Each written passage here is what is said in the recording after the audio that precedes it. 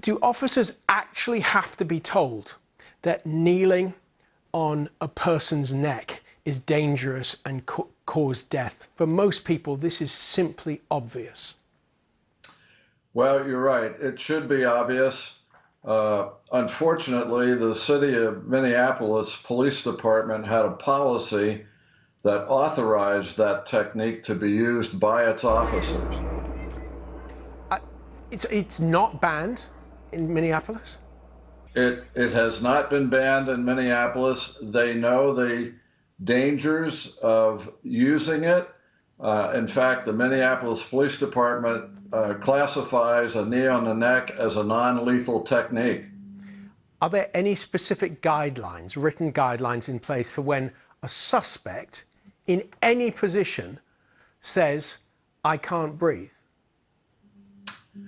Well, it's widely known and it's widely trained in the United States that when a person says, "I can't breathe," at that point, officers need to transition from thinking of the individual as a suspect or a prisoner and thinking of that person as a patient. This is a medical emergency first and foremost, and it needs to be handled as such.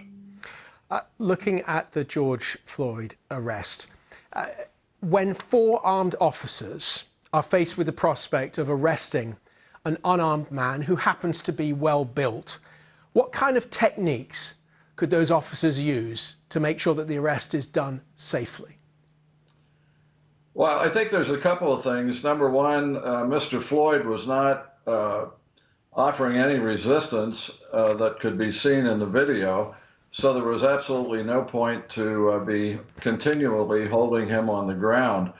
Number two, if there was a reason to hold him on the ground, it could have been done. The officer could have taken both hands and pressed it on Mr. Floyd's back, or they could have put a knee lightly across the shoulder blade area just to hold him there. But there was no need to put a knee on the neck, and certainly for not that length of time, particularly given the amount of times Mr. Floyd said, "I can't breathe."